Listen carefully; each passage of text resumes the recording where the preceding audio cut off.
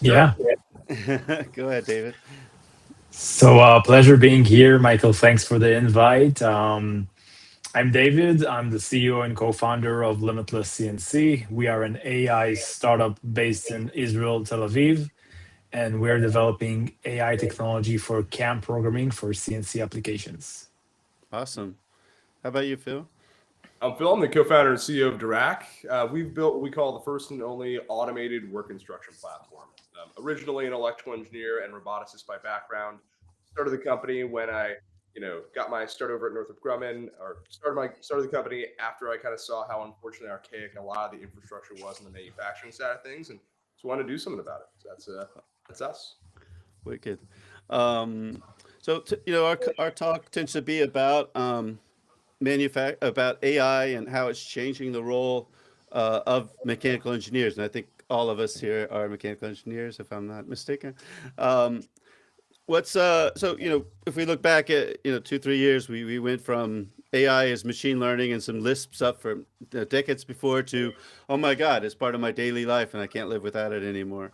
Um, However, there's a lot of skepticism on how applicable is it in the engineering world. Is it just hallucinations? How do you put guardrails on it? So I'm just wondering, like, if you look back to 2022, 2023, Phil, were you like really bearish on the potential of AI to transform manufacturing and engineering, or were you a bit skeptical, or you're sort of wait and see? So generally speaking, like I think non-deterministic solutions are never going to be like 100% replacing people. I think generally, and I felt this way in 2022. I feel this way still. I think like AI tools are going to be force multipliers for folks. I think they're going to generally be like 80-20 tools, where you'll have like an AI system do 80% of the grunt work for you, and then you'll have a human in the loop, doing the final little bits and pieces of it. Because in manufacturing, a lot of the thing is about a lot of these models, like they are trained on the internet. They're trained on data sources that are out there, and a Well, on lot of Reddit, basically, right? yeah, exactly. On Reddit. It's the thing is, it's like in manufacturing, a lot of what you need to do a excellent job is tribal knowledge. It's context that like doesn't exist in a model, and so that's how we built our product. That's how we think about our product. It's how folks on our software team use AI. It's very, very 80-20. I think it's going to be that way for a long time. Thanks, Phil. Yeah, how about you, David? So I have to say that I believe that we're just in the beginning of seeing what we can do with AI and the engineering world, and specifically with like the 3D world, CAD, physics. Everyone now thinks that LLM drives everything, right? Like I had so many discussion with customers, like being confident that we're probably running some LLM under the hood, right? Because AI is LLM, right? But the fact is that I believe LLM is just the first wave of AI, like bringing the revolution to humanity, and we're gonna see tons of new stuff in the next few years, especially on the physical side. So, so, so, Philip, you were a little more skeptical, and David, you were a little bit more bullish, I guess we could say, right? Um, so, in your so another thing that it's in the news a lot is vibe coding, right? And Lovable has this insane um, market valuation, sorry. And so, but at the same time, I mean, I don't think that anybody is developing software today without using, you know, Cursor or Windsurf or whatever. How are your teams, David, using AI, and is it like the scaffolding? Is it for creating PRDs, or is it actually for coding? And is there a difference between like the junior programmers or the senior ones? Like I talked to one startup, and he said, "Oh, I don't give the tools to the junior programmers. I want to learn how to program, but I give it to the senior guys so they can go faster and and help them." So I thought that was an interesting way of doing it. So I'm very curious to see, from your perspective, David, and then Philip. So first of all, I'm a big believer in those code tools, but I think they're just tools, right? Like they're Mm, not gonna replace you, and I don't believe that you should do like vibe coding the entire day. It's bad for Now, you, right? now what I see lately, like every month or so, you see like the new model is like performing much better by Gemini, and then it's Claude, and then so what we try to do here at Limitless is first of all allow everyone to have access to all the latest models and just let them try it themselves. It's amazing to see the progress that those companies are making with those tools. And lastly, I would say that I see it very relevant for now, like for classic SaaS applications where you need like some front end components, some straightforward back end components. But when it comes to like deep algorithmic challenges, especially with like niche like understanding how BRAP representation, like how it works, how CAD are running, like it just scratching the surface when you try to like work with those AI tools. So I think like the core of what we do at Limitless is still very human driven, I would say. Okay. And yet you're using AI as a way of accelerating and stuff. How about you, Philip? Same thing or totally different? I would say very similar. I like when I would say everybody on our team uses like AI tools. They use them aggressively. They use Cursor. They use all that stuff. I am very much like a proponent of this. I say here's a company credit card. Spend go rip as many credits as you want. We need to move fast, right? Velocity is our advantage. If you can put money in and get productivity out, like go do it. Go for it. I'm very, very much in favor of it. But like as David says, if you're building like a neat little like CRUD app that is just like a database and a cool little UI and it's like typical like B2B SaaS, it's easier to do stuff like that. But when you are working with like really complex like physics simulations like us or any sort of computational geometry infrastructure, it is really, really tough. And like, the LLMs like don't really work super well with stuff like that. And, we're sort of fortunate in that we built, I think, the majority of our like really complex infrastructure, we built it before like all the AI stuff got really good. And I think now that a lot of the LLM stuff and all the like vibe coding stuff has gotten really good, I think a lot of software engineers are like,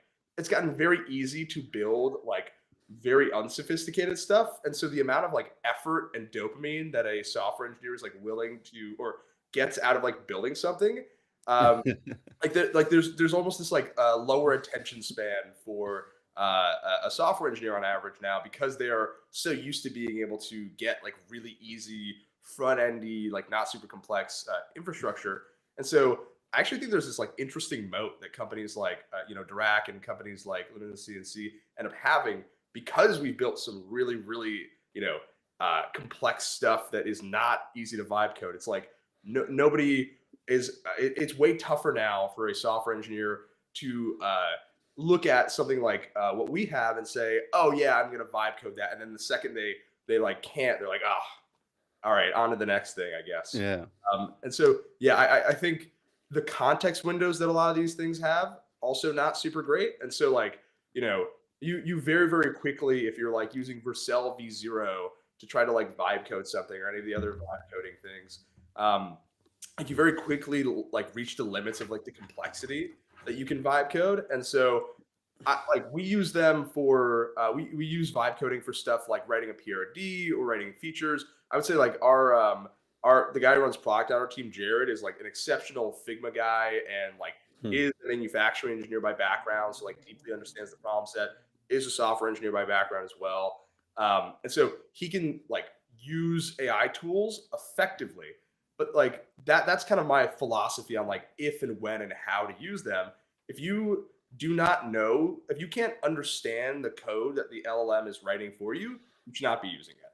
And so like I compare it to like for the guys on our team, I compare it to being sort of like a software engineers are now like sorcerers. They're like wizards that can cast like imps and like create this imp to go like do my bidding, do like an agent to like go do this like mindless task. If you like if you're a level 100 wizard and you could just spin up like a million imps to go do a whole bunch of different tasks for you, awesome, great. But like, if you could not have written that code yourself, you were going to enter a whole world of pain when you actually try to like integrate all of these like different vibe coded modules that you tried to build. So, or build a test harness based on it, even worse. yeah, exactly. Yeah, I just through a friend of mine discovered anti-gravity, and that's been kind of insane because you can actually create agents for every single coding thing you want to do. It's just it's impressive. But it's cool too to say that the fundamentals of being an engineer, the fundamentals of programming are still critical, because as you said, you have to be able to read the code. If you can't read it, and that when it screws up, how the heck are you going to debug it, right? It just I guess the one awesome thing about it is how good it is at documenting itself, though, which is what most programmers are really bad at. What the hell was that loop? And that's awesome. So okay, both of you guys are pretty aggressive in using AI in development. How about like when I talked to Leo to Mauer of Leo AI, another Israeli startup. Mauer actually developed his own LLM, right? Or an LMM, he calls it, large mechanical model. I had him on one of my first podcasts. How are you guys using the LLMs? Are you thinking of building your own model? In your case, David, it would be more on machining and CNC and previous tool paths and so forth, or maybe Phil would be more on the work instructions on how did I build this thing the last time, or last 100 times, or 5 years ago. I mean, are you guys thinking of that, or is it more you're using more RAG to bring in that information as you're developing the calculation? How are you integrating that LLM power into the way you guys work? Either of you can pick that one up first. I don't mind. So at the beginning, when we started Limitless, one of my co-founder is our chief scientist. He has a PhD in computer science, and he's an expert like in 3D and AI. And he took a brave decision about LLMs, that it's not going to be part of our core technology. Okay. From the main reason that LLM are like great when it comes to text and context. Like, you have like a context, and then you wanted to understand this context and come up with an answer that is relevant for this context window. But when you look on CNC machining, so basically, first of all, the domain is not text; it's geometry and it's physics. Always, yeah. And more than that, it's not that of a matter like what was the previous steps that brought you to the current material shape, right? It's all about what's going to be the next move. So it's more similar, I would say, to like playing chess, where every board snapshot is like, it's like a new game, right? And now you need to think, okay, what should be the next move? Having said that, like, we see a lot of value incorporating LLM on the product level, and I'll explain. So I think LLM and in general, all those ChatGPT type of tools are doing great by educating users to interact with software by like writing to it, by communicating with it. And I believe LLMs can be great to replace like bunch of complicated UI workflows and buttons and all those stuff that you usually need to use in the current software, especially for CAD. So let's take, for example, like all the huge toolbars in CAD softwares, right? You have like tons of menu wizards, tons of clicks. Now go figure it out what's doing. What if you had just one search button where you just text what you want to do, and then it shows you, okay, this is what you want to do, right? And then let's do this. So I believe that LLM has great advantage in simplifying the user experience on the product level. And this is where we will incorporate that for sure. Interesting. How about you, Phil? Very, very similar mentality. Like, our core infrastructure, our core like utility is deterministic. It's all physics simulation based. It's a lot of computational geometry, and really it's a lot of mechanically informed heuristics. And so like the core skeleton, the core utility of the product is itself deterministic. Like, we are building at its core really like a new feature, a new product, like building our own category of thing that like today does not exist. Like the first animated, automated, like model-based work instruction that like thinks about integrating the digital thread into the work instruction and vice versa, and aggregating tribal knowledge and pulling that into the digital thread. And so like we thought like, okay, let's lay down that foundation infrastructurally. And then like in the way that we were building the software, let's keep in mind that we're going to want to have some like probabilistic solutions. We're going to want to layer LLMs in here, all over the place. And so things like classification of components, things like having our own, understanding of what components are and how do they physically interact with one another, having this sort of mechanical systems themselves, assembly itself has a language to it. And so like the way in which we are like over time cataloging and codifying the theory of mechanical engineering lends itself very well to like the architecture of the transformer. Although like, not necessarily us throwing like text generation at like different things, although very obviously like generating semantically relevant text for like a work instruction is useful, but like frankly not even as useful as people might think. Like a lot of the like genuinely it's like people say like a picture is worth 1,000 words. We like to say an animation is worth 1 million. And so if you can actually in this 3D animated environment show an assembly coming together, you don't really need words. Like if you look at the work instructions that like a company like SpaceX has, one of the most advanced manufacturing companies in the world, they don't really have words in the work instructions. It's pictures and icons. It's like their whole thing. It's like IKEA, right? Yeah, that's exactly it. You really want work instructions to be like as simple and straightforward to understand and read as humanly possible. There's sort of, it should have like a very, very low management index, in that if a manager were to get on the production line and start doing the assembly themselves, they wouldn't actually mess up or hurt themselves. And so you can't just rely on operator tribal knowledge. And so words are often not even like the best thing to describe stuff like that. So a lot of like our core mentality is understanding geometry, understanding physics, understanding how components interact with one another, and being super modular and automated in that way. That's cool.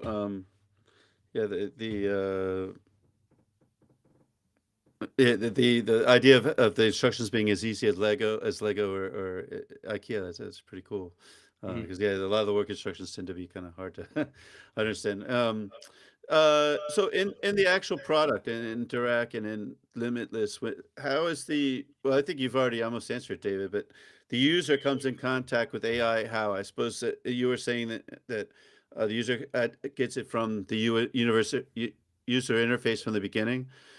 Is there any AI under the covers? Is there a little bit of work, or maybe it's ML and not really AI, in order to learn from previous experiences and predict what the next toolpath will be? Because you're saying that's the whole thing, is the next step. So actually, there are two deep technologies that we are incorporating into our engine. The first would be what we call our feature recognition engine. And everyone that are in the CAD domain know what I'm talking about, right? You eventually need to understand what you see. Chamfers and fillets. Exactly. The problem is that the current industry standard for feature recognition is mainly focused on CAD features, like, as you mentioned, chamfer, radiuses, slots.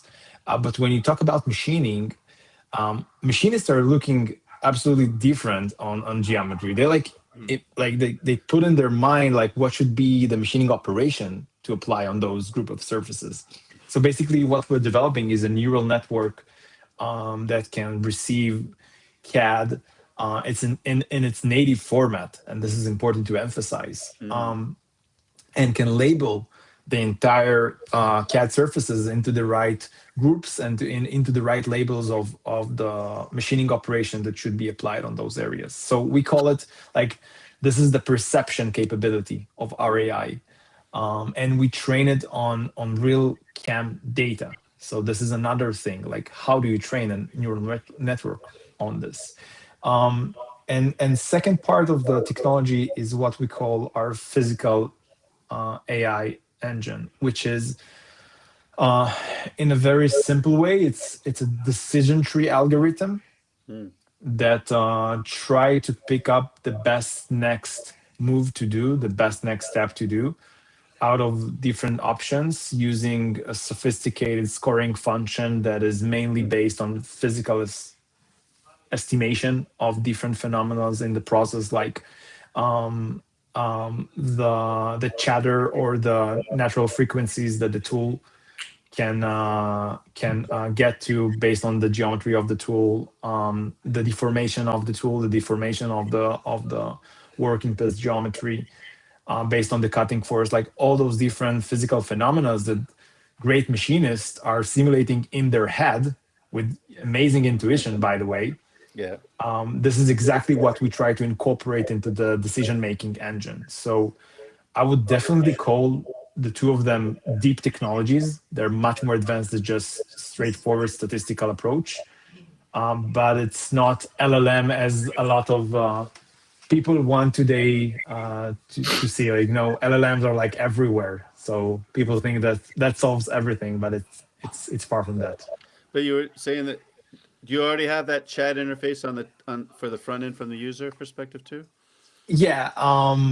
And in general, the way that the user interacts with our product, so it's a co-pilot that is like running alongside the CAM software. So it's not replacing the CAM software. Oh, so it's like a add-on to Mastercam or Gibbscam or whatever? Exactly. On the back end, it's integrated via API to the CAM session and can execute the recommendation directly to the CAM environment as if a human did that.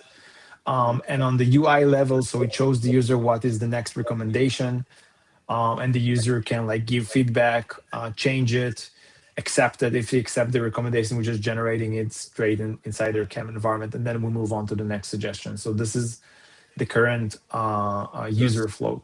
So it's sort of one of Philip's imps sitting on his shoulder, looking over his shoulder, saying, "Do that, do that." So what about your Exactly. imps in Dirac then? So broadly, the way that we think about like integrating LLMs into like feature sets, kind of like what I was talking about with like semantically relevant text, stuff around how we like the work instruction itself serves as like a really interesting place where an enormous amount of like context and tribal knowledge like finds itself. And the way that we've like built features and functionality in the software today is very structured.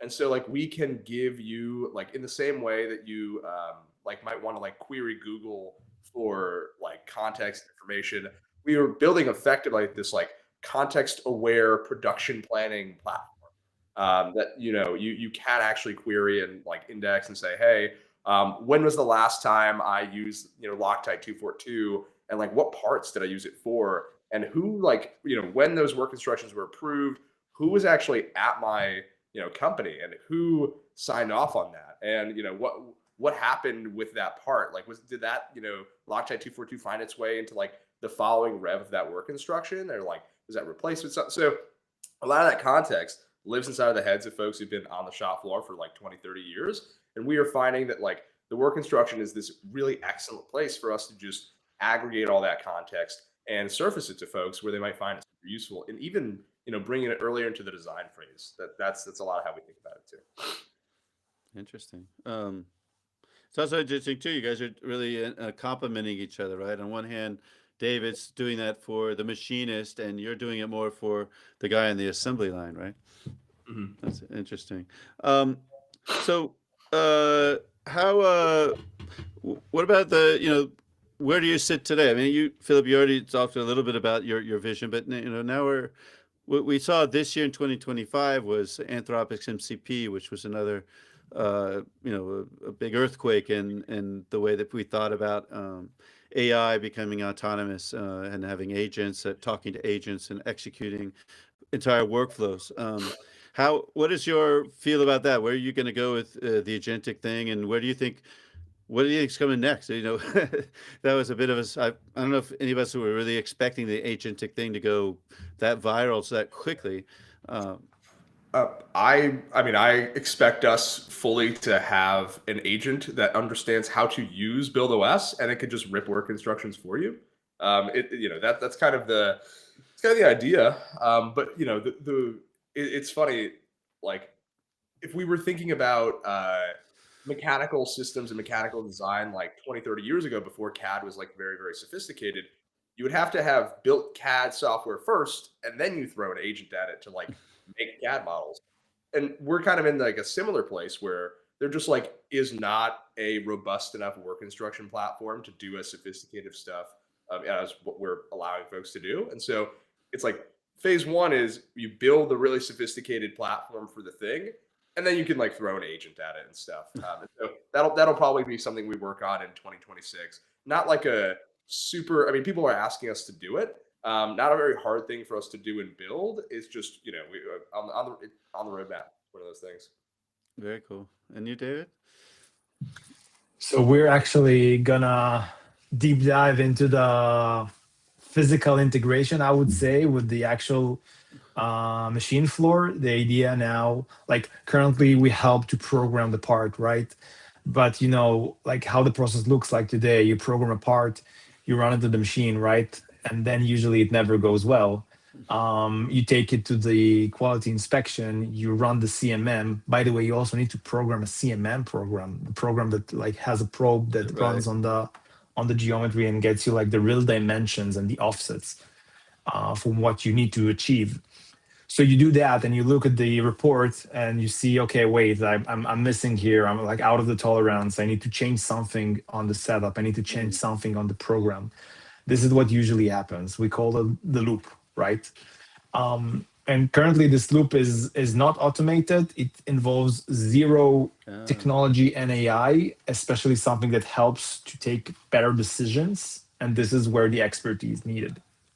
So this is what we try to achieve at Limitless, first helping with the programming. Then in the future, we're going to introduce our machine connectivity. So we're going to connect to the machine controller, fetching all the data from the real toolpath cycle time, all the machine sensors, and all this data will go back to the agent.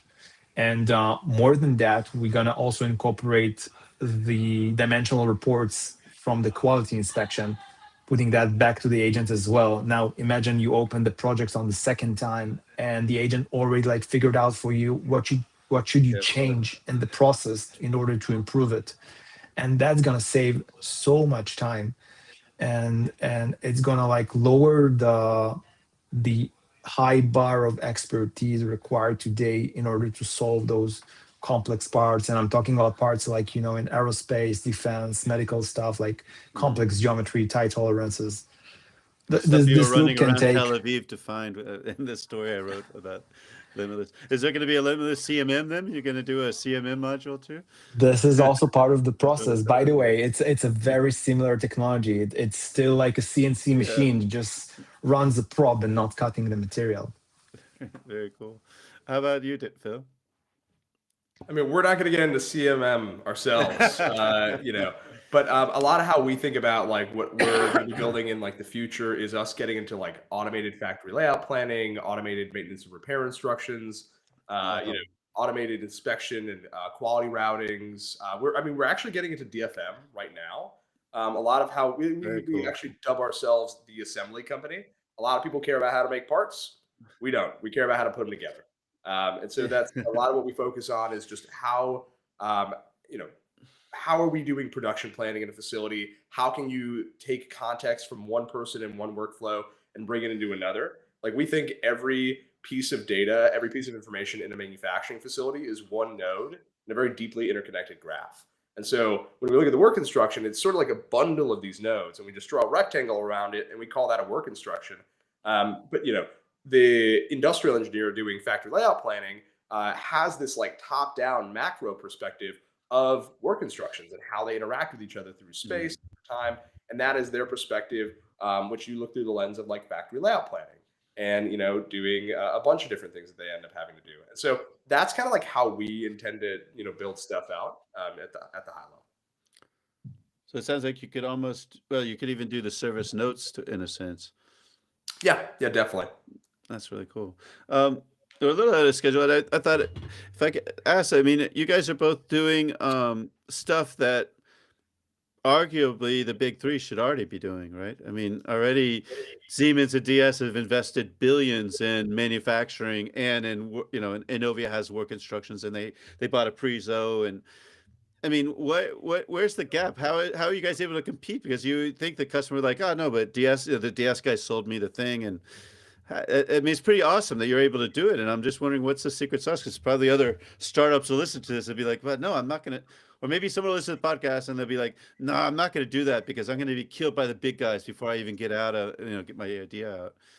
Because I find you guys super courageous, It's a really valid question. So for context, we have a really great partnership with Siemens. They've brought us into customers. Like we're going after customers together. We're really tight. Like we have an integration with Team Center. We have a really good relationship with these guys. And like I've often asked myself the same question, right? Like why have the big guys not built something like this? And then one can make a whole bunch of different arguments. The canonical classic startup argument that a founder makes is always like, the big guys don't build anything. It's why won't Google build this? It's like, oh, Google doesn't build it.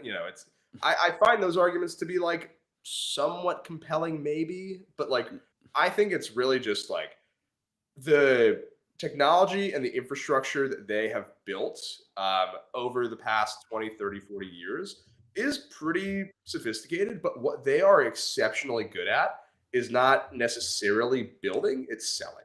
Like their power is in their distribution. Their power is in their relationships with their customers. The number one thing they have is customer trust and customer loyalty, because the thing that a massive aerospace manufacturer cares about almost more than technology and capabilities is is the company that I'm working with, is this software, is this technology going to be around in 5-10 years? And so, big companies have to work with big companies. It is very tough for a startup to earn like the trust of a prime or of a massive automotive manufacturer that they'll be around in 3 to 5 years. I would say that is one of the key things you have to do in building a software, selling to those companies, the big guys, the enterprises, and especially in a way in which you like might be adjacent to or might have to integrate with the big three. You're going to have to make a really compelling argument to the big guys that like you're going to be around. And so that I think we're very fortunate. We've been able to do that. We've been able to show that we have this, 1,000 times better piece of software that like does not exist for anybody today. It's a real massive pain point for people. And so, we've been, very fortunate that we could solve that problem so aggressively for folks, and also be able to integrate with the existing ecosystem. I think both are very key to win.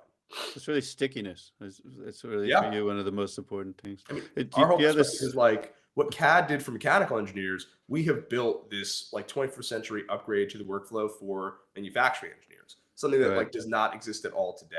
And so if you can make that type of argument, then you could stand a chance. David, what's your experience? So of course, you're in a more fragmented world, though, right? Because the CAM world is relatively fragmented. There's no huge, Sandvik, but Sandvik has 5 different CAM packages, right? So sorry, it's not exactly the same, but. So yeah, it is a fragmented market, but when you look at the enterprise landscape, you will still see like the big 3-4 players dominating in NX, 3D Experience, and CATIA, PTC, by the way, as well. Mastercam, Autodesk, right? I mean, Fusion's got some great. Although Fusion are more looking into like small, medium market businesses. Anyway, what I was trying, what I want to say is that, like, let's say I will be very unconfident trying to build the next CAD or CAM platform to compete with what exists today, because those tools are like, they went through so much, right? Like they're so solid, and it's so hard to like transfer a client from one data type to a new data type. So it's almost mission impossible, right? But if you think about a solution that is like a new layer, right? You don't need to change anything in your stack.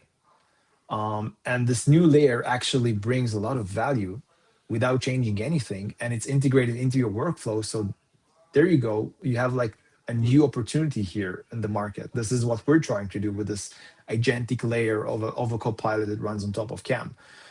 And regarding the competition. So yeah, for sure, they have teams that are working on this, but there's two key things that differentiate, in my opinion, like startups like us and the large players. First, they need to maintain like a legacy solution, right? So how much Technical of their debt. energy actually goes to like changing core capabilities, like reinventing the wheel there? Not a lot of energy goes there, right? Secondly, I believe that like young startups with a compelling vision and a good funding backing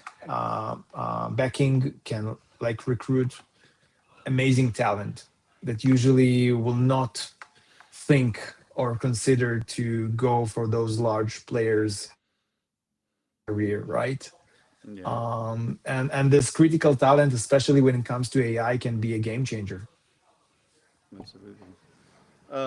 Actually, I just got a question on the chat from Matt Ferrero, who says, "Do CAM programs usually compute the cutting forces and temperatures on the tool and part?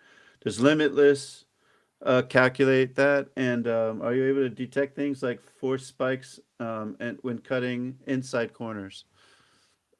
Good question, right? That's a very technical question, and I like it. So Yeah. first of all, 99% of CAM softwares do not calculate those type of stuff. CAM and CAD. By the way, CAM like brought into the world out of CAD, right? You had CAD at first, and then we say, Mm, okay, we can Actually, you could do. argue it goes the other way because was the guy that invented Asus, he actually started on doing a manufacturing software it before Asus became the CAD software. But anyway, you're right. There is a That's big interesting. interplay. Like Yeah, big. if you look Yeah, at Siemens, Autodesk, Dassault, those guys started from CAD, and then they brought the CAD idea into CAM. Before that, you had G code, right? you're right. So all of those softwares are basically very geometry oriented, kinematics oriented, but Not has so nothing to do physics with oriented. physics. Yeah. Exactly. When you want to incorporate physics, you either need in like a third party solution like Vericut that can simulate the toolpath and calculate the forces and the process, and then it can calculate the parameters that were raised. Or you need to go like deep into like finite elements, start like building and modeling the Mm. process on your own. Like there's no out of the box features in Canva doing this today, and this is where the value and the opportunity is. Like this is what's happening inside the machinist mind all day long when they program. Like they think about those stuff. So we want to bring that into the AI. And so your answer to that question is yes. Limitless is aiming to do that. Is taking that into consideration in the physical engine, but we're not like showing the user all those different Right. calculations. Right. I actually have a friend of mine that's a NX cam guy, and he was telling me about how much physics is in there between the velocity, actually the acceleration and deceleration, how you get rid of the excess material. I mean, it's just, and he just said the math is just more or less insane. How about you, Philip? Can you talk I to us mean, about cam and how you run it? hey, I mean, I love hearing about Cam. It's kind of funny. You would imagine that people who know about CAD would like happen to know a lot about Cam, but like actually not a ton. I have friends who use Cam daily. I have friends who I literally have a friend named Cam who like it's an incredible company. Going to plug in for a second. A company called Rangeview. They do casting. Incredible company. And I would say like I hear a lot about CAM tools. I hear a lot about how they're advancing. But we the wor- I generally think that the way in which like software on the manufacturing side and the design side is developed has become almost a little too generalized. Like I like that there is this more like Michael, you know Brad from NTOP, right? Like I'm a very big fan of NTOP and of Brad, but like they're very focused on parts. And I Yep. think generally speaking, like CAD software has become a little bit too generalized in that when you were building out like an assembly or a system, you can design a part and you can also design an assembly at the same time. And it's almost like you're not allowing yourself to pin down enough variables to be constants. And so Mm. you are building systems in like too flexible of a way. Like it's almost like I'm so totally taking this on a tangent here, but a lot of my soapbox is like, in order to manufacture really quickly and effectively, you need to pin down more variables. You like cannot necessarily allow designers and engineers to have as much flexibility and as much creativity as like they might want to and currently have in CAD software, because in CAD you have this sort of like limitless 3D environment, and you can build like this platonic ideal of a system. And by the time it like gets to a manufacturing engineer and their job's to figure out, okay, cool, got this CAD file, how do we actually make this thing? They now have to like rework the design a ton to be designed for manufacturability. And a lot of like how we think about stuff, a lot of how I like hope we start pushing more and more is adding more like manufacturability, like real world constraints, bring that like earlier into the design process, such that like CAD is a little bit more guardrailed around like right. world, and design is a little bit more guardrailed. So that's kind of how the CAM conversation was making me think a little bit about that. That reminds me when I interviewed Sorab Hagikat of Hestis, and he was talking about how the problem with 3D printing is that the generative design is you get these organic things that are not manufacturable, right? And if you don't have a 3D printer and you really have to do it on a milling machine, you have to redesign the whole thing. So his whole program was, his startup was that now I'll give you the real geometry that's manufacturable.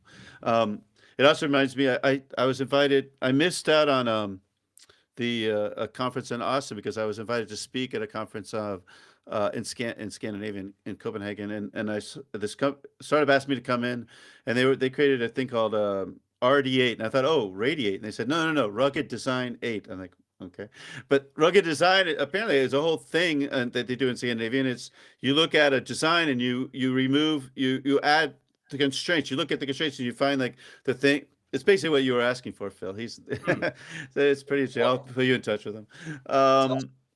So let's talk a little bit more about when you take the thing you take it out of the little paradise garden or the Plato's cave, and you now put Dirac and Limitless in the real world. So two questions. The first question is, I look at digital maturity on a spectrum of like 1 to 5. 1 is like I'm still doing email and using Excel, and 5 is like autonomous, agentic, adaptive digital twins. And basically nobody's at 5, right? Barely anybody's at 4. Maybe a handful are at 3 or think they are. Is in your experience, where do your customers sit? And maybe it's an industry thing. Maybe some industries are more advanced than the other. Like, for instance, if I just throw one into, I talked to a company called XMPro. Peter is very, very active on LinkedIn. You've probably seen Peter's post. He told me about the mining industry. The mining industry came from like the Stone Age in terms of computer stuff. And the last 10 years, they're now one of the most advanced. They have these awesome autonomous vehicles. They're going up and down the mine. They have the most awesome battery technology on the planet because, an incline like this with a carrying ore on it, the battery is like dead within 3 seconds, right? So it's insane. They went from nowhere to like almost to 4 or 5, all 5 big mining companies. So you guys aren't in mining. You guys are doing other stuff. Where do what's your opinion on that? I've never run into a 5 for sure. I don't think 5s really exist in manufacturing yet. I've still not really a 4 yet either. I haven't really seen any, maybe like 1 4, and I was sort of blown away. I'd say the majority of our customers fall into 1 to 3. I would say it's probably a little bit of a bell curve, like sort of mostly in 2, a handful in 1, a handful in 3. We found that folks sort of like across that spectrum love what we're doing. When people are in 1, maybe there's like substrata of 1, but like one asks like many times, do you even have a CAD file of your assembly? Right. I would say depending on like what industry you're in, aerospace and defense and automotive folks like basically always have CAD. We work with folks we're vertical agnostic, right? So we work with folks in aerospace and defense, automotive, ag and construction machinery, maritime. I'd say the ones who are least likely to have a CAD file, they might just have a 2D drawing, are Midwestern like ag and construction machinery like OEMs who like have it might be like a 50-person facility. There's like a 50-50 shot if they have CAD files. If they have CAD, then they are like fully catted up, everything is great. If they don't, they're like still working off of like a 2D drawing for their assembly. It's very, very binary. And then in maritime, it's like very, very paper based, which is unfortunate. We're trying to help push that a little bit more forward. I would say for the most part, everybody there seems to be like a unanimous willingness to adopt what we have, especially if they are like everybody's experiencing the workforce problem.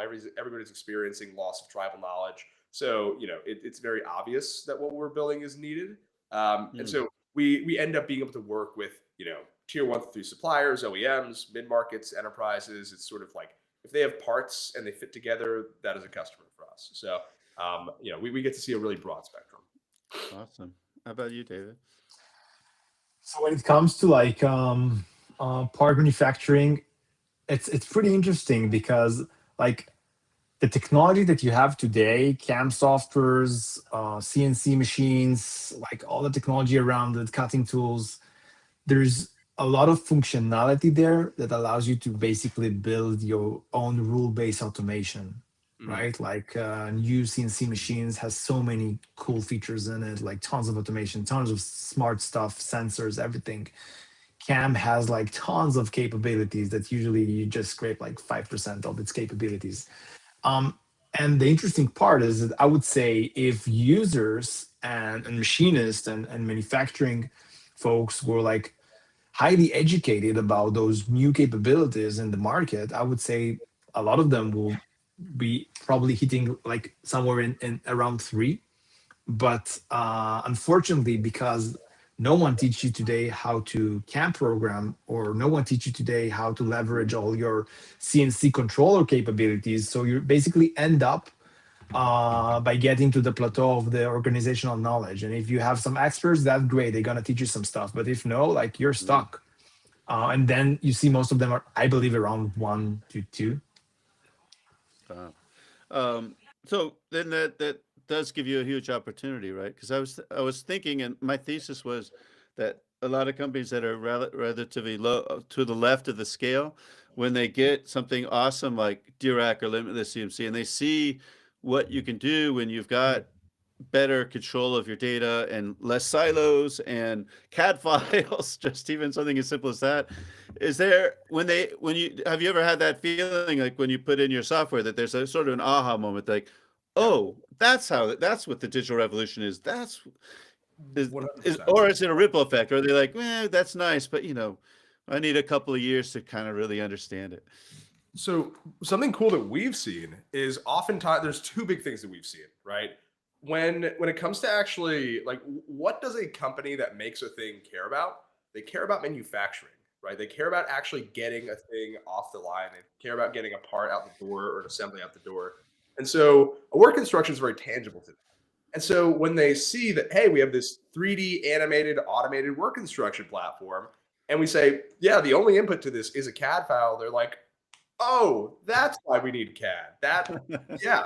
And so in the cases that I kind of described, what's happened like several times is we have come in the door, they've said, we need this. Management says, we need this. And that has actually catalyzed them to CAD up and like adopt CAD and CAD up their assemblies. And so it might take, an extra couple of months before they could start using us, but we are like the catalyst for them to start adopting CAD. Similarly, on the, that's on the left side of the workflow. On the right side, it's, operator consumption of instructions. A lot of these guys, we do have like a PowerPoint or Word doc or, a PDF export that you can print out, but like we also have an operator viewer. It's kind of the whole thing, right? We allow an operator to interact with this 3D animated model. And to do that, you need a screen in some place in the shop floor. You need a monitor or a tablet or something. And I would say maybe like 30% of the folks that we work with initially like have some sort of screen on the shop floor. And so they will often start out printing our instructions out. And then they're like, oh, we've been trying to get tablets on the shop floor. We've been trying to justify getting a monitor at these stations.